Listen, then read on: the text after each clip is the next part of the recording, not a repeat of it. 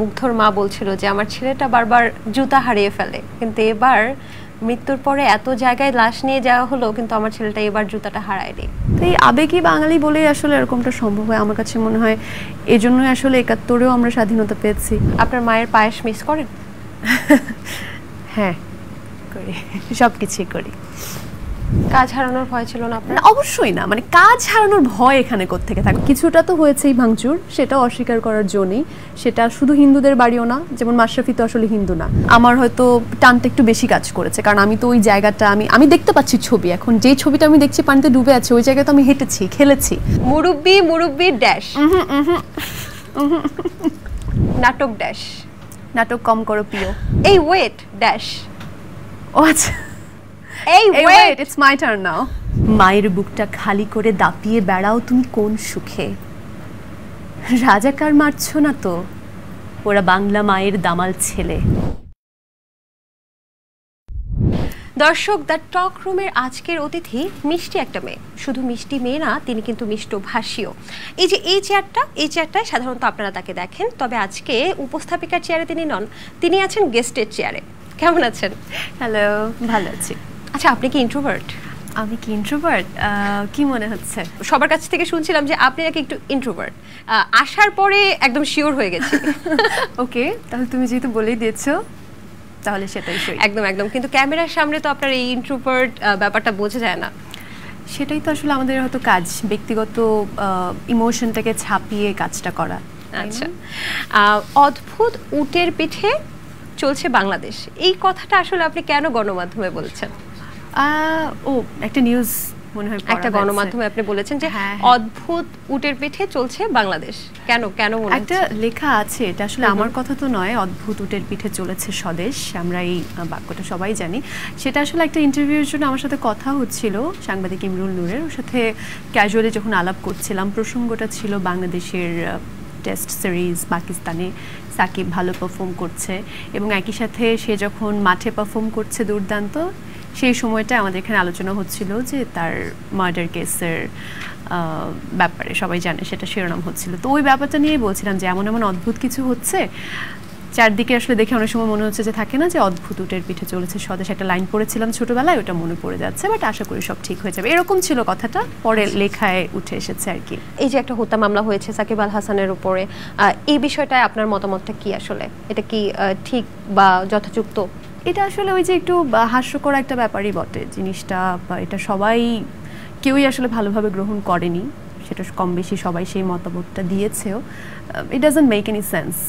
তো এটা আমার কাছে খুব অদ্ভুত মনে হয়েছে, আর কিছুই না। আসলে এই যে ছাত্র আন্দোলন তো একটা যৌক্তিক আন্দোলন বলে আপনি মনে করছেন কি? হ্যাঁ, অবশ্যই।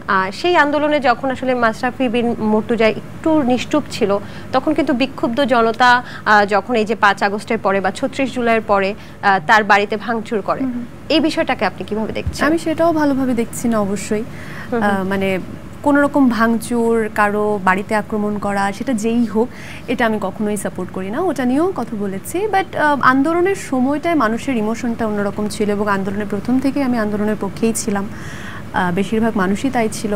মাশরাফি বিন মুর্তজা চুপ ছিলেন, এটা নিয়ে ভক্তদের একটা ক্ষোভ ছিল, আমারও অভিমান ছিল, আমিও সেই জিনিসটা নিয়ে কথা বলেছি। কিন্তু দিন শেষে উনি কি অনুভব করেছেন সেটা হয়তো উনিই জানেন। উনি তো পরে বললেন যে ওনার মেয়ে যখন ইনস্টাগ্রামে আন্দোলনের পক্ষ হয়ে পোস্ট দিচ্ছে, উনি মেয়েকে বলেছেন যে তুমি করো, মানে আমি তোমাকে বাধা দিচ্ছি না। মাশরাফি বিন মুর্তজার নড়াইলের বাড়িতে আগুন বা অগ্নিকাণ্ড হয়েছে বা ভাঙচুর হয়েছে, এই ঘটনাটাকে কেন্দ্র করে ভারতীয় বিভিন্ন পেজে, যে পেজগুলো আসলে ভালো রিচ করছে মানুষের কাছে, সেই পেজে বলা হচ্ছে যে লিটন দাস যিনি খেলোয়াড়, তার বাড়িতে আগুন দেওয়া হয়েছে এবং হিন্দুরা এখানে কোনোভাবেই আসলে শঙ্কামুক্ত না। তো এই বিষয়টা কি আপনি দেখেছেন? হ্যাঁ, ভীষণ রকম। তো আমরা দেখেছি যে একটা সময় কতিপয়, সব ভারতীয় এক নাগারে আমি বলতে চাই না, কতিপয় ভারতীয় মানুষ সেটাকে খুব বাজেভাবে প্রোপাগান্ডা করছিল যে বাংলাদেশে হিন্দুদের ওপর অনেক অত্যাচার হচ্ছে। কিছুটা তো হয়েছেই ভাঙচুর, সেটাও অস্বীকার করার জন্যই। সেটা শুধু হিন্দুদের বাড়িও না, যেমন মাশরাফি তো আসলে হিন্দু না, তার বাড়িতেও হয়েছে, তার রাজনৈতিক কারণে হয়েছে, দলগত কারণে হয়েছে, বিভিন্ন কারণে হয়েছে। ওই সময় যখন ল অ্যান্ড অর্ডার একদমই ছিল না, তখন দলগত না, ধর্মীয় না, হয়তো এমনিতেই চোর ডাকাতের তো আসলে অভাব নেই, আছে তো খারাপ মানুষ, আচ্ছা তাই না? তো মানে তোমার বাসায় তো নিশ্চয়ই তুমি এখানে এসছো, বাসার দরজা লক করেই এসছো, দরজা তো খুলে আসোনি, কারণ যে কোনো কিছুই তো হতে পারে, চোর ডাকাত ঢুকতে পারে। বাসার যে সাহায্যকারী কাজের যে লোক থাকে তুমি তো তাকেও বিলিভ করো না, তাই না? তো ব্যক্তিগত জিনিস আমরা সাবধানেই রাখি। তো ওরকম যখন ল অ্যান্ড অর্ডার ছিল না, ওরকম হামলাও হয়েছে, হামলা অনেক রকমই হয়েছে, কিন্তু আমরা দেখেছি ইন্ডিয়ান মিডিয়ায়, বিশেষ করে এক্স মানে টুইটারে তারা অনেক রকম গুজব ছড়াচ্ছিল, সেটা কোনো একটা ষড়যন্ত্র বা কোনো একটা উদ্দেশ্য নিয়ে হয়তো করছিল, এবং আমরাও সেটা আসলে জবাব দিয়েছি। আমাদের অনেক ইনফ্লুয়েন্সাররাও তখন এক্সে পাল্টা কন্টেন্ট ক্রিয়েট করেছে। আমরা এটাও দেখেছি যে আজমেরি বাঁধনের একটা ছবি নিয়ে যেটা উনি প্রতিবাদ করছেন, ওটাকে ভারতীয় মিডিয়া দিয়েছে যে উনি একজন হিন্দু মহিলা, সে বাংলাদেশে থাকতে পারছে না, তাকে মেরে ফেলার হুমকি দিচ্ছে, মানে খুবই হাস্যকর ছিল। সাম্প্রতিক সময়ে যে বন্যা, ভয়াবহ বন্যা বলা হয় এটাকে, তো এই বন্যাতে অনেকে বলছে যে ভারতের বাঁধ খুলে দেওয়ার কারণে আসলে এই প্রবলেমটা হয়েছে, বা বাঁধ খুলে দেওয়া ছাড়া কি অন্য কোনো উপায় ছিল? আপনার কি মনে হয় নীল? আমি তো আসলে সেটা মানে আমি যারা ইন্ডিয়ান বাঁধের প্রশাসনে কাজ করছেন, আমি ঠিক তাদের জায়গা থেকে জানলে বলতে পারতাম যে উপায় ছিল কি ছিল না। হয়তো ছিল না, এখানে দুই দিক থেকেই ভাবার জায়গা আছে। হয়তো উপায় ছিল না, ত্রিপুরাতেও অনেক বৃষ্টি হচ্ছিল হয়তো, কিন্তু একটা জিনিস করা অবশ্যই করার ছিল, সেটা হচ্ছে খুলে দেবার আগে একটা ভালো সময় আগে জানানো, যাতে প্রস্তুতি নিতে পারে। এই জিনিসটা করার উপায় ছিল। খুলে দেওয়া ছাড়া উপায় ছিল কি ছিল না সেটা আমি জানি না, হয়তো ছিল না। আচ্ছা, কারণ তারা তো বলেছে যে 53 মিটার না কতটুকু পানি উঠে গেছে, 93, সো 94 হলে বাঁধ এমনিতেই ভেঙে যেত আর সামথিং লাইক দ্যাট। তো হয়তো উপায় ছিল না, কিন্তু জানানোর উপায় ছিল, সেটা করেনি। আপনাকে সোশ্যাল মিডিয়াতে বেশ সরব দেখা যায়, আপনি সবকিছু নিয়েই মোটামুটি স্ট্যাটাস দেন। তো সম্প্রতি আপনি হয়তো দেখে থাকবেন নিশ্চয়ই যে কিছু হোয়াটসঅ্যাপ মেসেজ কিন্তু ভাইরাল হচ্ছে বা ছড়ানো হচ্ছে, যেখানে দেখা যাচ্ছে যে আলো আসবেই নামে একটা গ্রুপ। তো সেখানে একজন গুণী অভিনেত্রী লিখেছেন যে ছাত্রদের উপর, সেই ছাত্র আন্দোলনের সময় যে ছাত্রদের উপর গরম পানি ঢেলে দেওয়ার একটা পরামর্শ তিনি দিয়েছেন। আপনি আসলে কিভাবে এটাকে জাস্টিফাই করবেন? আমার ছবিও গেছে, এই সময়টাই গ্রুপটা করেছে, সেই সময়টাই তো আসলে সবকিছু everything was out in the open, যে কি হচ্ছে।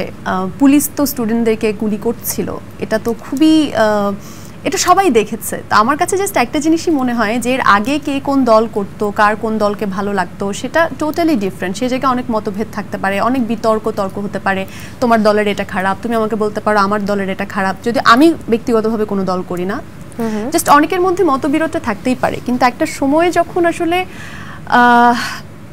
রাস্তায় প্রকাশ্যে স্টুডেন্টদেরকে গুলি করা হচ্ছিল এবং সেটা পুলিশ করছিল এবং সেটা আমরা সবাই দেখেছি, তারপরেও যদি কেউ সেই হত্যার বিরুদ্ধে কথা না বলে এবং বিচার না চায়, তো তাদেরকে নিয়ে আসলে আমি যে স্পিচলেস হয়ে যাই। আমি আসলে কি বলবো সেটাই বুঝতে পারি না। আমার ওই চ্যাটগুলো দেখে আমার অনেকটা এরকম মনে হচ্ছিল ওখানে তো আসলে অনেকেই আছেন, আমার কাছে ব্যক্তিগতভাবে মনে হচ্ছে ওখানে এমন অনেকেই আছেন যারা হয়তো ব্যক্তিগতভাবে খারাপ মানুষও না, তারা হয়তো ভালো মানুষ।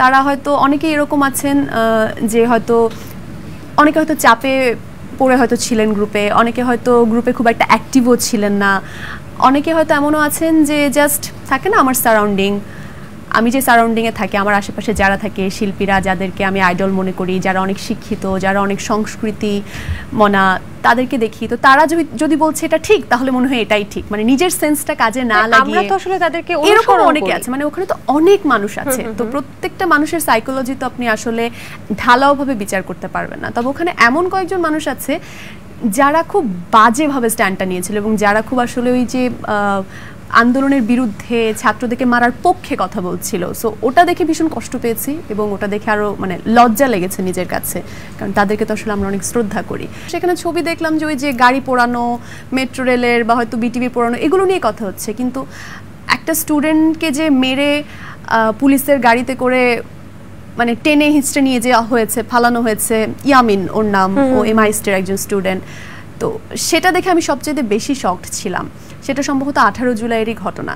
কিংবা পুলিশ যে গুলি করছে প্রকাশ্যে, এই জিনিসগুলো তারা মনে হচ্ছে দেখছেনও না। তাহলে তারা কি ছাত্রদের পক্ষে এবং কোন হত্যার বিচার চায়, মানে আমি জাস্ট বুঝলামই না। মানে আমি খুব বিরক্ত হয়েছি চ্যাটগুলো পড়ে। এরকম অনেক দেখেছি যে যারা ছাত্র লীগ করেছে তারাও কিন্তু এই ছাত্র হত্যার পরে 18 জুলাইয়ের পরে গ্রুপ লিভ দিয়েছে যে আমরা তো এই স্টুডেন্ট মারার পক্ষে না।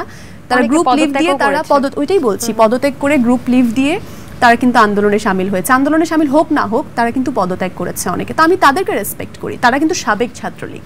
আচ্ছা নীল, আপনার কি মনে হয় যে প্রফেশনালি বা একজন অভিনয় শিল্পী হিসেবে দক্ষতা অর্জনটা একটা মানুষের জীবনে বেশি গুরুত্বপূর্ণ নাকি মনুষ্যত্ব বোধটা অর্জন করা বেশি গুরুত্বপূর্ণ?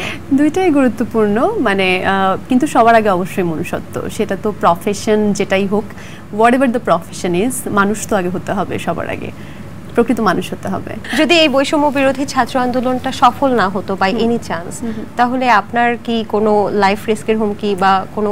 আমি ঠিক জানি না, হতেও পারতো, কারণ মাঝখানে খুব কিছু উগ্র কথাবার্তার শিকার আমি হয়েছি। প্রশাসন থেকে চাপটা একরকম, আর যখন একটু গুন্ডা পান্ডা টাইপের কথাবার্তা কেউ বলে তখন জিনিসটা একটু শেয়ার করবেন আসলে কেন কিভাবে? আমি তো আসলে প্রথম থেকেই কথা বলছিলাম, আমার কাছে আমি কাউকে অ্যাটাক করে কথা বলি না, আমার কাছে যেটা ঠিক মনে হয় আমি সেটা বুঝে আসলে বলি। আবু সাইদের মৃত্যুর ভিডিওটা আমাদেরকে এত বেশি নাড়িয়ে দিয়েছিল, তখন থেকে আসলে পরিস্থিতি একদম ভিন্ন হয়ে গিয়েছিল। যদি আমি ব্যক্তিগতভাবে মনে করি ওই দিনের পরেও রাজনৈতিকভাবে হলেও হয়তো অবস্থাটা কন্ট্রোল করার সাধ্য হয়তো ফর্মার গভর্নমেন্টে ছিল, কিন্তু দে টুক দ্য রং ডিসিশন। যারা আন্দোলন নিয়ে কিছু বলতেই চায়নি, অনেকেই থাকে না যে আমি শিল্পের মানুষ, আমি শিক্ষক মানুষ, আমি ব্যবসায়ী মানুষ, আমি এগুলো নিয়ে থাক কথা না বলি, যে যার কাজ করুক, কিন্তু তখন আর কেউ চুপ করে থাকতে পারেনি। মানে আপনার কি মনে হয় যে স্টুডেন্টদের আন্দোলনে কেন সাধারণ মানুষ রাস্তায় নেমে এসেছিল? কেন যারা রাজনীতির নিয়ে কোনো মাথাই ঘামায় না, কেন তারা প্রতিবাদ করেছিল? বিকজ সব কিছু চোখের সামনে হচ্ছে এবং প্রশাসন থেকে কোনো যুক্তিযুক্ত উত্তর না দিয়ে খুব বাজে বাজে, খুব হাস্যকর মিথ্যা বলা হচ্ছিল, তো সেটা আসলে কেউ মেনে নিতে পারে। আমি ওইটাই বলছি যে ওই স্টেপটাই তাদের ভুল ছিল। আমি একদম মানে যদি তৃতীয় পক্ষ হয়ে জাস্ট ফ্যাক্ট বলি, যে রাজনৈতিকভাবেও চিন্তা করি, যে আওয়ামী লীগের ভালো চিন্তা করেও যদি বলি, তাহলেও তো আসলে 18 জুলাই, 19 জুলাই এবং 20 জুলাই, 21 জুলাই আবু সাইদ মারা যাওয়ার পরে তাদের উচিত ছিল আন্দোলনে নিরাপত্তাই দেওয়া, যেমনটা তারা কথা দিয়েছিল যে আন্দোলনে নিরাপত্তা দেওয়া হবে, এবং 18 জুলাই পুলিশকে কোনো একটা শাস্তি দিতেন, 19 জুলাই আবু সাইদের পরিবারের সাথে দেখা করতেন, 21 জুলাই কোটা মেনে নিতেন, এবং এই পর্যন্ত 18, 19, 20, 21 পর্যন্ত যারা আন্দোলন করবে তাদেরকে বাধা দিতেন না, পুলিশ পাহারা দিত, পুলিশ গুলি করতো না, তাহলে তো এই কাণ্ডটা ঘটে না। সাবেক সরকারের কিছু বিবৃতিও কি আপনার কাছে একটু অন্যরকম লেগেছে কিনা? যেমন ওনারা বলেছিলেন যে রাজাকার যে শব্দটা উঠে এসেছিল, সেই রাজাকারটা আপনার কি মনে হয় যে এই ছাত্র আন্দোলন থেকে গণ অভ্যুত্থানে যে রূপটা লাভ করেছে সেটার পেছনে এই রাজাকার শব্দটা অনেক বেশি প্রভাব বিস্তার করেছে? অনেক বেশি না হোক, বাট ওখান থেকে তো আসলে স্টার্ট হয়েছে, মানে ওখান থেকেই তো আসলে অনেক ওই যে থাকে না আগুনের স্ফুলিঙ্গ ছড়িয়ে পড়েছে আর কি। আমরা সেই কথাতে ছিলাম যে ওই আপনাকে ফোন দিয়ে কিছু মানুষ আসলে খুব হুমকি ধামকি দিচ্ছিল, এই বিষয়টা যদি একটু বলতেন। ফোন আসছে অন্য জায়গা থেকে, কেন স্টুডেন্ট এভাবে হত্যা করছে এটা নিয়ে তো অবশ্যই প্রতিবাদ করেছে, এটা আমার অবশ্যই দায়িত্ব, আমি প্রতিবাদ করব এটা নিয়ে, এটা আমি মেনে নিব না। কাজ হারানোর ভয় ছিল না আপনার? অবশ্যই না, মানে কাজ হারানোর ভয় এখানে কোত্থেকে থাকবে? এটা আমাকে অনেকে বলেছে, আমাকে আমার যারা শুভাকাঙ্ক্ষী, আমার ফ্যামিলি, কারণ তখন তো আসলে কেউ জানে না কি হবে, যে দেখো এসব করার দরকার নাই, কখন কি হবে, তোমাকে তো চিনে ভালো মতো, তো তোমাকে ভালো বেশি টার্গেট করে ফেলবে, রাস্তায় 100 জন নামলেও তো দুদিন পর ওদিকে চিনবে না, তোমাকে তো চিনে রাখবে, নিজের কথা ভেবো না, পরিবার, অনেক কথা বলেছে, তোমার কাজ চলে যেতে পারে, লাইক কিন্তু আমি চুপ থাকবো কিভাবে? মানে এটা কি সম্ভব নাকি? তো আমি তো খারাপ কিছু বলছি না, এরকম একটা ব্যাপার। তো ওই সময়টা আসলে অনেকে নিতে পারে না, দেখেছে যে আমি তো আসলে অনেক শো করি, তো তাদের কাছে ওই যে চিনে, তো অনেকে আমার স্টেটাস, আমার ছবি নিজেদের মতো করে বিকৃত করে সেটা মেসেঞ্জারে চালাচালি করেছে, পার্সোনালি হোয়াটসঅ্যাপে আমার ছবি পাঠিয়েছে, মানে আমাকে চিনিয়ে দিচ্ছে সবার কাছে, এবং সেটা একদম রুট লেভেলের কর্মীরা যারা দলীয় তারা করছিল। তো এর মধ্যেও তো অনেকে আসলে পরিচিত থাকে, হয়তো আমাকে চিনে, আমার ভালো চায়, আমার কাছে ফোন এসছে যে নীল তুমি একটু করো, মানে তোমাকে কিন্তু মেসেঞ্জার গ্রুপে দেয়া হয়েছিল আপনার ছবি? আমি তো সেটা জানি না, আমার কাছে স্ক্রিনশট আছে, বা কিছু দলীয় থাকে না হয়তো ইউনিভার্সিটিতে, আমি তো অত ভালোভাবে ওদেরকে চিনি না, ওরা আমাকে চিনে। কি উদ্দেশ্যে দেওয়া হয়েছিল ছবিগুলো? যে লুক শি ইজ নীল হুরে জাহান, সে এরকম কথা বলছে সরকারের বিরুদ্ধে, এটা সেটা, সে মানে খুবই অ্যাবসার্ড কথাবার্তা, মানে যেটা হয় আর কি, আপনার বিরুদ্ধে ব্যবস্থা নেওয়া হবে, হ্যাঁ আমার বিরুদ্ধে কেন ব্যবস্থা নেওয়া হচ্ছে না, এই ধরনের কথাবার্তা, এবং খুবই অ্যাগ্রেসিভ। রাষ্ট্র সংস্কারের দায়িত্বের জন্য একদম সবার, এবং বিগত যে সিলেটের বন্যা আমরা দেখেছিলাম সেখানেও কিন্তু এত সর্বস্তরের মানুষের ঝাঁপিয়ে পড়ার বিষয়টা আসেনি, এবার যতটা বেশি দেখা গেছে, তাই না? আচ্ছা আচ্ছা, এবং এবারে বন্যাটাও খুব ভয়াবহ ছিল, কারণ সাধারণত ফেনীতে কখনো বন্যা হয় না। আমার তো জন্ম বেড়ে ওঠা সেখানে, কখনোই এই পরিস্থিতি হয় না এবারই, এবং সেটা এত বাজেভাবে হয়েছে। যেখানে ফেনী মেইন পয়েন্ট, যেটা ফেনী তো একটা টাউন, মানে একটা জেলা শহর, সেখানে একতলা পর্যন্ত পানি উঠে গেছে। তার মানে গ্রামের দিকের দুর্দশার কথা মানে চিন্তাও করা যায় না। তো এটা কখনোই তারা অভ্যস্তই না এই জিনিসটাতে। মানুষ মানসিকভাবে যে শকটা পেয়েছে আনবিলিভেবল। তারপরে তো অর্থনৈতিক ক্ষতি, প্রাণ নাশ, এগুলো তো আছেই। ফেনীতে জন্ম বলেই কি বানভাসীদের সাহায্য করার জন্য এই দৌড়ে গেলেন, নাকি আসলে হতে পারে, এটা বললে ভুল হবে না, হয়তো ওখানে আমার জন্মস্থান বলেই আমার হয়তো টানটা একটু বেশি কাজ করেছে। কারণ আমি তো ওই জায়গাটা আমি দেখতে পাচ্ছি ছবি, এখন যেই ছবিটা আমি দেখছি পানিতে ডুবে আছে, ওই জায়গায় তো আমি হেঁটেছি, খেলেছি, তো অবশ্যই আমার টানটা একটু বেশি কাজ করেছে আমার নিজ থেকে। আমি এর আগেও তো যে কোনো বন্যায় হয়তো নিজের যতটুকু সাধ্য সামর্থ্য আছে আমি বিভিন্ন জায়গায় আমি সাহায্য করি, সেটা মানে বলার কিছু নেই। কিন্তু ফেনীতে আমি করেছি প্রথম থেকে, আমি আমার যতটুকু সামর্থ্য হয়েছে আমি দিয়েছি। কিন্তু একটা সময় পরে গিয়ে নিজে যাওয়ার যে টানটা, সেটা আমি অনুভব করেছি যে আমি নিজে যাব, আমি নিজে গিয়েছি। আপনি একটা স্ট্যাটাস দিয়েছিলেন সেই সময়টা যখন বন্যা একদম তুমুল আকার ধারণ করে, বলেছেন যে আপনার পরিবারের মানুষও নাকি আটকা পড়েছিল। হ্যাঁ, একটু বলবেন? কারোর সাথেই কথা হয়নি, মানে তুমি চিন্তা করতে পারবে না এত দুঃসহ একটা অবস্থা, যে একটা জায়গায় কোনো ইন্টারনেট, ইলেকট্রিসিটি কিচ্ছু নাই। কিন্তু তুমি চিন্তা করতে পারো, তুমি ঘরের মধ্যে বসে আছো, এবং সেটা কিন্তু ধরো দালান, 6-7 তলা বিল্ডিং এরকম। ওখানকার মানুষ কিন্তু বেশ আধুনিকভাবে চলে ফিরে অভ্যস্ত, আমি শহর এলাকার কথা বলছি। কিন্তু কোনো ইলেকট্রিসিটি নাই, কোনো নেটওয়ার্ক নাই, এবং তুমি বাসার বাইরে যেতে পারবে না, কারণ একতলা পর্যন্ত পানিতে ডুবে আছে। তুমি জানো না আশেপাশে কি আছে। তো তোমার তো আত্মীয় স্বজন আছে যাদের বাড়ি একতলা, যাদের বাড়ি টিনের, গ্রাম আছে, গ্রামের বাড়ি আছে, তুমি কারো কোনো খবর জানো না। এবং আমার নিজের কাজিন হচ্ছে সে দেশের বাইরে থাকে, আর ওর বাবা মা ওরা দোতলায়, তোরা দোতলা পর্যন্ত আছে আমরা জানি। শেষ কথা হয়েছে তখন একটু বলতে পেরেছে যে পানি একতলা থেকে বেড়ে যাচ্ছে, একতলা পর্যন্ত ডুবে গেছে। এরপর থেকে আর কোনোভাবে যোগাযোগ করা সম্ভব হচ্ছে না। এবং জায়গাটা এমন একটা জায়গায়, বাংলা বাজার, ওখানে আমার যত ভলান্টিয়ার পরিচিত আছে আমি কাউকে পাঠাতে পারছি না, কারণ এত স্রোত, নৌকায় যেতে পারছে না, নৌকা ছাড়া তো যাওয়া সম্ভব না। ছাগলনাইয়ার ওদিকে, ছাগলনাইয়া বাংলা বাজার, ছাগলনাইয়ার মধ্যে আর কি। কোনো রকম খবর নেওয়াই সম্ভব না, পানি কি বাড়ছে নাকি কমছে, মানে তো এই অবস্থা, এই পরিস্থিতি তো সবার ছিল। তবু আমার তো একটা ছিল যে আচ্ছা ওনাদের ওখানে দোতলা আছে, দোতলা ডুবে গেলেও 3 তলা মানে ছাদের উপর উঠতে পারবে, অ্যাটলিস্ট বেঁচে থাকবে। মানে যদি আমি আশা করছিলাম যে দোতলা পর্যন্ত ডুববে না, এতটা হবে না। কিন্তু খাবার ছাড়া কিভাবে বেঁচে থাকবে, এটাও তো একটা টেনশনের ব্যাপার। হ্যাঁ, মানে এটা আনবিলিভেবল। এটা যারা দেখেছে, আর যাদের টিনের বাড়ি ঘর যেটা চলে গেছে, মানে এখন তো অনেকের বাড়ি ঘর নাই, এখনো শত শত হাজার হাজার মানুষ আশ্রয় কেন্দ্রে আছে এবং হসপিটালে লড়ছে, বাচ্চাদের নিউমোনিয়া হচ্ছে, আইসিইউতে ভর্তি বাচ্চা লড়ছে, এরকম অসংখ্য সিন আছে। পুনর্বাসনের জন্য যারা কাজ করছে তারা হিমশিম খাচ্ছে ডেটা কালেক্ট করতে, বাট চেষ্টা করে যাচ্ছে মানুষ, এটা হলো আশার কথা। তাও মনে হয় মানুষ, স্বেচ্ছাসেবক, এরা হচ্ছে থাকাটা মানে আমাদের অনেক বড় একটা শক্তি, সাহস।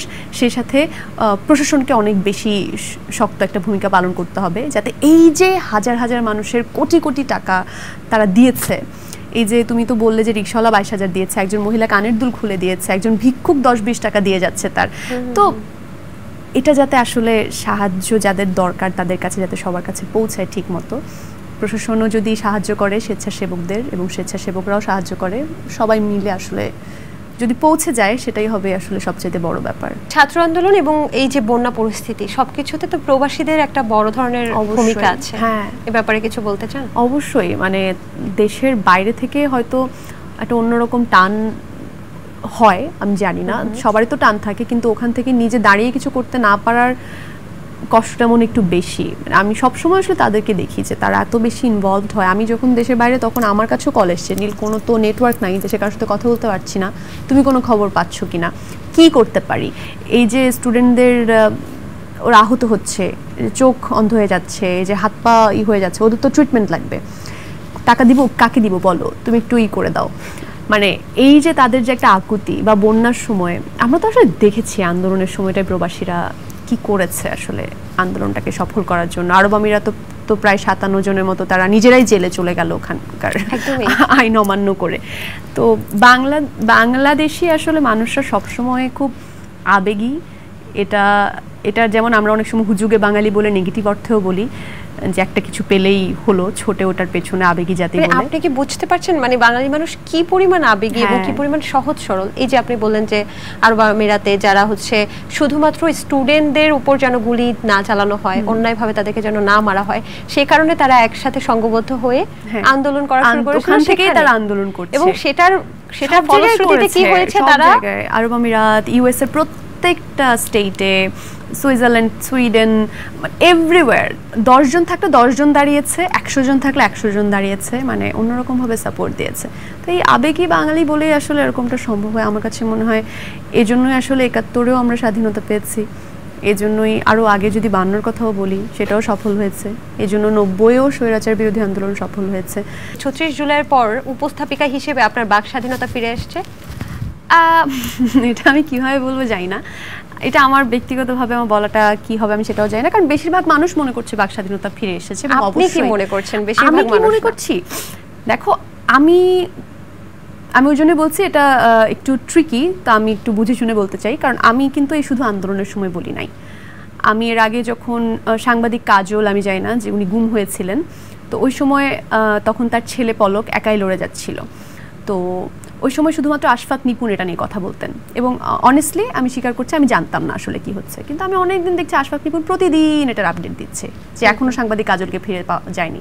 আমি একদিন দেখেছি, 15 দিন পরেও দেখছি একই কাহিনী, 1 মাস পরে দেখছি একই কাহিনী। তখন আমি আসলে অনুপ্রাণিত হলাম যে আসলে কাহিনীটা কি। আমি কিছুদিন পরে এটা নিয়ে ঘাটালাম, পলকের সাথে কথা হলো, এরপর আমিও এটা নিয়ে স্ট্যাটাস দেওয়া শুরু করলাম।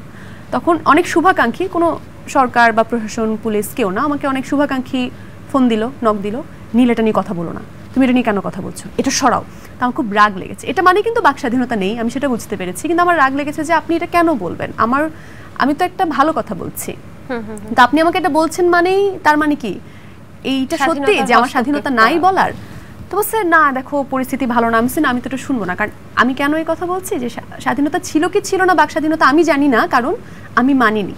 আমার কাছে মনে হয় যেটা আপনার নিজের ইচ্ছা শক্তির উপর অনেকটা ডিপেন্ড করে। তার মানে 36 জুলাইয়ের আগেও আপনি স্বাধীনভাবে কথা বলে গেছেন, মানে আমি বলেছি, আমাকে শুভাকাঙ্ক্ষীরা বাধা দিয়েছে যে বলো না ঝামেলা হতে পারে, কিন্তু আমি কিন্তু বলে গেছি, এবং আমি একটা ওয়েবিনারও করেছি।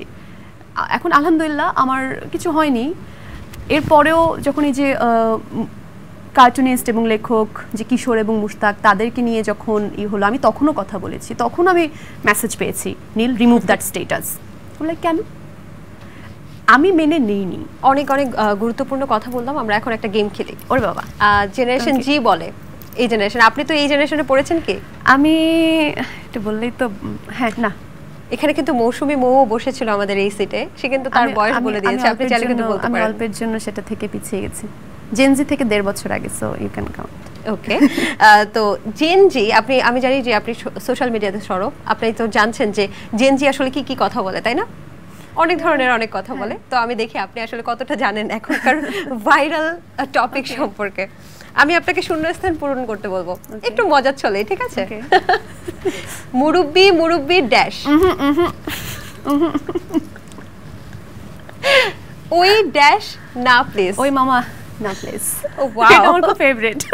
কেন? আমার খুব মজা লাগে এটা। ড্যাশ হারানোর বেদনা, স্বজন হারানোর বেদনা। নাটক ড্যাশ, নাটক কম করো প্রিয়। আচ্ছা, প্রিয় হলো না কেন? প্রিয় না, এটা একটা ছেলে টিকটকার, সে এরকম একটা টিকটক ভিডিও করেছিল, নাটক কম করো প্রিয়। আর ওই জিনিসটাই মানুষ বলে আর কি, এটা হচ্ছে একটা স্টোরি, ব্যাক স্টোরি। ড্যাশ আঙ্কেল, হাউন uncle. She has made us stand dash. She has made us দিয়ে অনেকগুলো কথাই হয়, এটাতে কি কি বুঝতে পারছি না। মানে আমি এই লাইনটা অনেক জায়গায় দেখেছি, কিন্তু এটা আমি খুব একটা ক্যাচ আপ করিনি। এটা সম্ভবত ওবায়দুল কাদের বলেছিলেন কিছু একটা, she has made us do that, she has made us flee, she has made us, অনেক কিছু ইউজ করে এই লাইনটা দিয়ে। আই সরি, আমি এটা জানি না। আচ্ছা, শূন্যস্থানে টলার বসবে। টলার, স্ট্যান্ড টলার। ও আচ্ছা, তাই? ও আচ্ছা, এটা মানে রিয়েলটা আমি জানতাম না। Rasel dash, viper. রাসেল মামা না, বাই দ্য ওয়ে আমার মামার নাম কিন্তু Russell. Russell viper. IYKYK, if you know you know. Wow, আপনি জানেন তাহলে। এই ওয়েট ড্যাশ, ও আচ্ছা, এই wait, it's my turn now. Okay, but I like her. কিন্তু মেয়েটাকে নিয়ে যেটা হয়েছে আমার কাছে সেটা মানে আমরা আসলে এখানে কাউকেই ছোট করে বলছি না, আমরা আসলে এটা একটা মজার চলে যাচ্ছে প্রসঙ্গে জায়গা থেকে এই কথাগুলো এখন সোশ্যাল মিডিয়াতে খুব বেশি ট্রেন্ডিং, রাইট? যেমন এই যে আপনার বিভিন্ন ছবিতে নিশ্চয়ই সবাই নাইস এন্ড ড্যাশ লেখে, নাইস এন্ড অ্যাট্রাক্টিভ। ইয়েস, একদমই। 5 আগস্ট যেদিন হচ্ছে 36 জুলাই বলে, সেদিনও কিন্তু অনেক মৃত্যুর ঘটনা ঘটেছে। অনেক মা কিন্তু তাদের সন্তানকে হারিয়েছে এই আন্দোলনে। সেই মাদের জন্য কি কিছু করার ইচ্ছা আছে? কি করবো আসলে জানি না। কিছু জায়গায় ওই যে বললাম না, আমি কেন ট্রমাটাইজড হয়ে যাই যখন জিনিসগুলো খুব কাছ থেকে দেখা হয় না। আমি একটা স্টুডেন্টের সাথে কথা বলেছিলাম, আমি কিছু আর্থিক সাহায্য ওকে পাঠিয়েছিলাম এবং কথা হয়েছিল এবং ছেলেটা বলেছিল যে আপু একদিন আসেন, এবং বলেছিলাম দেখা করবো, কিন্তু আমি সাহস করে যেতে পারিনি। মানে যাব, দেখা করব, কিন্তু যখন কাছ থেকে দেখা হয় না, মানুষকে না আপনি কিছু করতে পারবেন না। মানে ওই মাকে আপনি কি দিয়ে সান্ত্বনা দিতে পারবেন? মানে যার আসলে মানুষ হারিয়েছে, মানে মৃত্যু তো পৃথিবীর সবচাইতে কঠিন সত্য, তো সেটা যে একবার স্বাদ পেয়েছে জীবনে, যে মারা গেছে তো গেছে, কিন্তু যারা বেঁচে থাকে তাদের লাইফে কি স্কারটা থাকে সেটা একমাত্র তারাই অনুভব করতে পারে, এবং কোনো কিছু দিয়ে আসলে সেই শূন্যস্থানটা পূরণ হয় না। আমরা একটা গণমাধ্যমে এটাও দেখেছি যে মুগ্ধর মা বলছিল যে আমার ছেলেটা বারবার জুতা হারিয়ে ফেলে, কিন্তু এবার মৃত্যুর পরে এত জায়গায় লাশ নিয়ে যাওয়া হলো, কিন্তু আমার ছেলেটা এবার জুতাটা হারায়নি। আসলে এই বিষয়গুলো আমাদেরকেও খুব কষ্ট দেয়, আমাদেরকেও খুব নাড়ায়। মায়ের কথা উঠছিল, আপনার মায়ের পায়েস মিস করেন? হ্যাঁ করি, সব কিছুই করি। আপনার মায়ের অবর্তমানে আপনার বড় ভাই সেই দায়িত্বগুলো নেওয়ার চেষ্টা করছে। আপনি একটা বেশ সুন্দর স্ট্যাটাস দিয়েছিলেন সে ব্যাপারটা। আপনার বড় ভাই সম্পর্কে কিছু বলতে চান যে আপনার মায়ের কোন কোন দায়িত্বগুলো সে ফিল আপ করতে চাচ্ছে? আমার মা যখন চলে যায় আমি অনেক বেশি আদরের ছিলাম, তো সবাই তাই, আমি শিওর তুমিও অনেক আদরের তোমার বাসায়। তো অনেক কিছু চেষ্টা করেছে যে আম্মু তো মানে খাওয়া দাওয়া নিয়ে আমি একটু উদাসীন ছিলাম, সবসময়টা আম্মু মেনটেন করতো। তো আম্মু যাওয়ার পর ভাইয়াকে দেখেছি ওই কাজগুলো করার প্রচণ্ড চেষ্টা করতে, খাবার বানিয়ে দেওয়া, কি খাবো, স্পেশালি এই জিনিসটা, কারণ এটা তো আসলে সবচাইতে বেশি মায়েরাই খেয়াল রাখে খাবারের।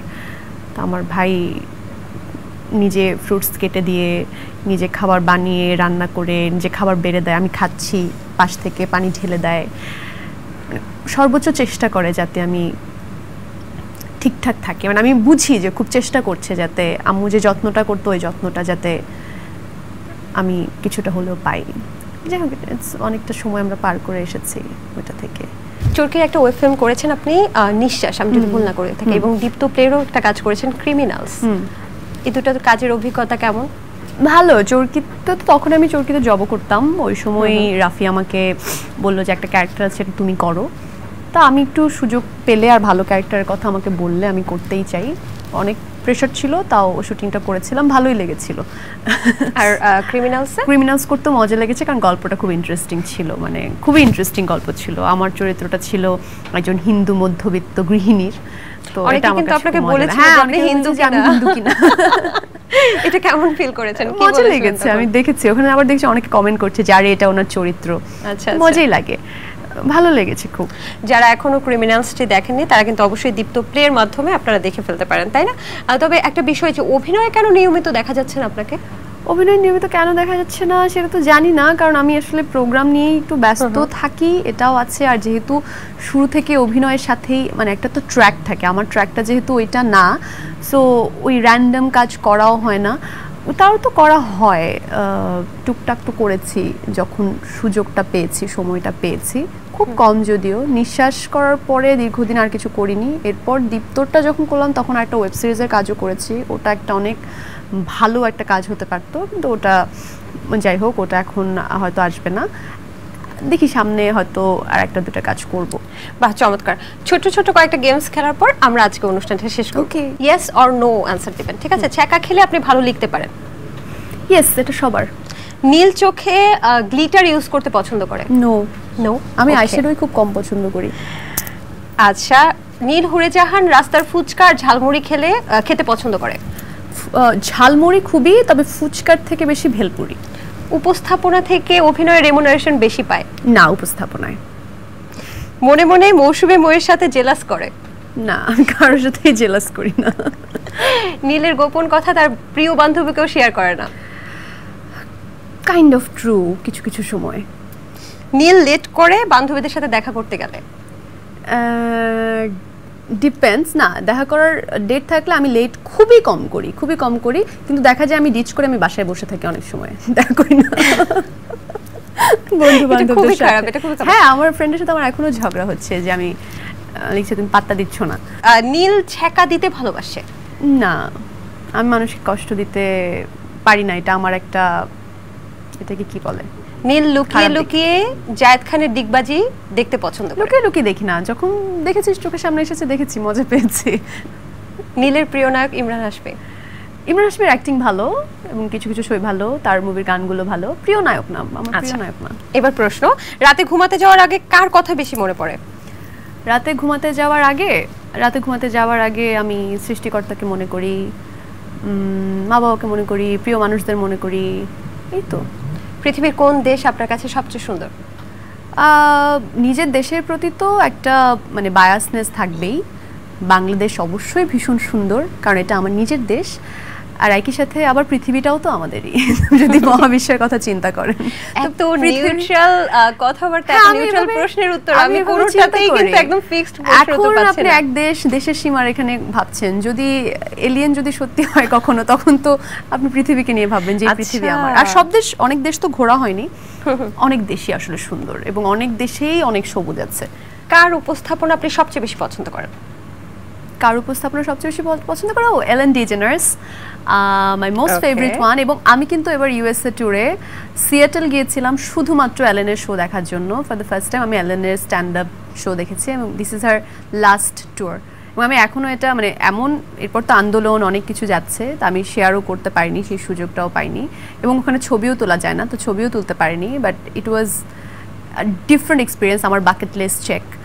আমি অ্যালেনের শো দেখেছি, আমি সামনে থেকে অ্যালেনকে দেখেছি, ইট ওয়াজ সো গুড। এটা কিন্তু অনেক বড় একটা প্রাপ্তি। আচ্ছা, কোন চরিত্রে অভিনয় করতে চান আপনি, এক কথায় যদি উত্তর দিতেন? কোন চরিত্রে আমি অভিনয় করতে চাই এক কথায়? It's very difficult. আমি কোন উপন্যাসের চরিত্র, কোন উপন্যাসের সেটা বলাটা তো আসলে ডিফিকাল্ট, যে কোন উপন্যাসের। শরৎচন্দ্র বা রবীন্দ্রনাথের কোন নায়িকার চরিত্র হতে পারে। Good choice. বিয়ে করবেন কবে, এক কথায় উত্তর দিবেন? এটা কি কখনো সম্ভব, বিয়ে করব কবে এক কথায় উত্তর? আপনি নাকি বিয়ের কথা শুনলে অনেক রাগ করেন? ছোটবেলায় করতাম, এখন তো করি। এখন করেন? এখন বিয়ে করতে চাচ্ছেন? তোমাকে না, আমার বিশেষ সূত্রে খবর আসে তো। না, ওরকম কিছু না। আর বিয়ে নিয়ে এখন তো আসলে, হ্যাঁ বিয়ে নিয়ে এখন, ছোটবেলায় রাগ করতাম, এখন রাগ করার কিছু নেই, ভাবছি। আচ্ছা, মানে পছন্দ টছন্দ আছে তো? লেটস সি, মানে খুব তাড়াও নেই, কোনো বাইন্ডিংসও নেই যে বিয়ে করব না। পছন্দ আছে? লেটস সি মানে কোনটাই হাড়ির খবর কোনোভাবে বের হবে না। বিয়ে তো অনেক আসলে ইম্পর্টেন্ট একটা টপিক এবং খুবই সেনসিটিভ একটা টপিক, সো এটা তো আসলে, এটা বিধাতার উপর নির্ভরশীল। আশা করি যেটা হবে সেটা ভালোটা হবে। আচ্ছা, শহর না গ্রাম? বোথ। কিছু সময় খুব গ্রামে ছুটে যেতে ইচ্ছে করে, নদী পাড়ে বসে থাকতে ইচ্ছে করে, সবুজ দেখতে ইচ্ছে করে, কিন্তু আমার আবার শহরও ভালো লাগে। ক্যাটাগরি করবেন, 3টা ক্যাটাগরি, 3 জনকে কত কত মানে কোথায় কোথায় বসাবেন? শ্রাবণ তৌহিদা, মৌসুমী মৌ, নীল হুরে জাহান। উপস্থাপনের ভিত্তিতে 3 জনকে কোথায় বসাবো? আমি ওকে ফাইন, আমি একটা ক্যাটাগরিতে করি, সিনিয়র জুনিয়র ওয়াইজ। না না না না, উপস্থাপনের ভিত্তিতে। আমি বয়সে senior junior wise Shrabon Tauhida, Mousumi Mou, Neel Hure Jahan. মানে নিজে যে ছোট এটাও প্রকাশ করে দিলেন। You are so intelligent. আচ্ছা, বাংলাদেশ পুরুষ ক্রিকেট দল কবে বিশ্বকাপ জিতবে বলে আপনার মনে হয়? আমি জ্যোতিষী হলে খুব ভালো হতো, কিন্তু ইটস মাই, আমি অন্যভাবে অন্য উত্তরটা দেই, সেটা হচ্ছে ইটস মাই বিগেস্ট ড্রিম যে বাংলাদেশ দল একদিন বিশ্বকাপ জিতবে, এবং আমি স্টুডিওতে বসে, আমরা যেভাবে খেলা দেখি, আমি স্টুডিওতে বসে দেখব যে বাংলাদেশ বিশ্বকাপ জিতেছে এবং জেতার পরের শোটা আমি করব। This is my biggest dream as a sports host. আমরাও সেটাই চাই। আমি ওই দিনটার কথা অনেক ভাবি, তা আমি চাই যে ওটা সত্যি হোক। চমৎকার চমৎকার। ফুটবলে আপনি কোন দলের সাপোর্টার? আমি ব্রাজিল। আচ্ছা, পরের কবিতার বই আমরা কবে দেখতে পাবো? পরের কবিতার বই দেখতে, এটা আসলে বলা যায় না, আমি জানি না। দেখতে দেখতে কথা বলতে বলতে কখন যে সময় পার হয়ে গেল আমি বুঝতেই পারলাম না। তবে যাবার আগে নীল হুড়েজাহানের কণ্ঠ থেকে একটা কবিতা সহ গান না শুনে যাচ্ছে না। আমি জানি যে নীল হুড়েজাহান একই সাথে কবিতাও বলতে পারে, আবার সেই সাথে আবার গানও করতে পারে। না, কবিতা আর গানের সাথে করা যাবে না, ওটা একবারই করেছিলাম। একটা কবিতা বলতে পারি, নিজের লেখা। হ্যাঁ, নিজের লেখা। থ্যাংক ইউ, ভালো একটা আড্ডা হয়েছে। আর দীপ্ত টিভিকে ধন্যবাদ জানাতে চাই আমন্ত্রণ জানাতে জন্য দ্য টকরুম অনুষ্ঠানে। টকরুম অনুষ্ঠানে যারা দর্শক আছেন তাদের জন্য অনেক অনেক ভালোবাসা থাকবে, শুভকামনা থাকবে, আমার জন্য দোয়া করবেন। Thank you so much. আর একটা কবিতা শুনতে চাইলে তুমি, তো আমি এই কবিতাটা ওই যে বলছিলাম 18 জুলাইয়ের ওই সময়টা আমি ছিলাম ইউএসএতে, আমার কলেজ বন্ধুদের সাথে আমি দেখা করতে গিয়েছিলাম। আমি ইউএসএ গিয়েছিলাম শো করতে, একটা শোতে আমাকে ইনভাইট করা হয়েছিল। সেখান থেকে আমার ফ্রেন্ডরা থাকে আলাবামা, ওদের সাথে দেখা করতে গিয়েছিলাম এবং আমরা একসাথে একটা জঙ্গলের মতো জায়গায় একটা কেবিনে গিয়েছিলাম। কিন্তু সেদিন সারা রাত আমি ঘুমাতে পারিনি, আমি নিউজ দেখছিলাম এবং ওই সময়টা একটা কবিতা লিখেছিলাম, সেটা বলতে পারি। নিশ্চয়ই। কার বিপক্ষে লড়ছে কে, এই যুদ্ধে জয়ী হচ্ছে কে, থামবে কোথায়, সাজাবে কেমন শেষটাকে, জেদের লড়াই লড়তে গিয়ে হারিয়ে দিলে দেশটাকে। কার রক্তে রাঙাচ্ছ হাত, বিচ্ছ বুলেট কার বুকে, মায়ের বুকটা খালি করে দাপিয়ে বেড়াও তুমি কোন সুখে। রাজাকার মারছ না তো, ওরা বাংলা মায়ের দামাল ছেলে। খেলছো তুমি ভুল খেলা আজ, হারছ খেলা ভুল চালে। জ্বেলেছ আগুন কোথায় বলো, নিচ্ছ যে কার প্রাণ কেড়ে। দেশটা তো ভাই তোমার আমার, গড়বে এদেশ কাকে ছেড়ে। দু চোখ ঢেকে দুই হাতে তুমি বলছো কিছুই দেখছো না। ভাঙছে তোমার দেশের খুঁটি, তুমি শুধু বুঝছো না। থামবে কোথায়, সাজাবে কেমন শেষটাকে, জেদের লড়াই লড়তে গিয়ে হারিয়ে দিলে দেশটাকে। স্বাধীন দেশের স্বাধীন মানুষ, বলো উত্তরটা কে জানে। প্রশ্ন আমার দুঃখী মায়ের, আমার সাওয়াক মারল কেনে। চমৎকার।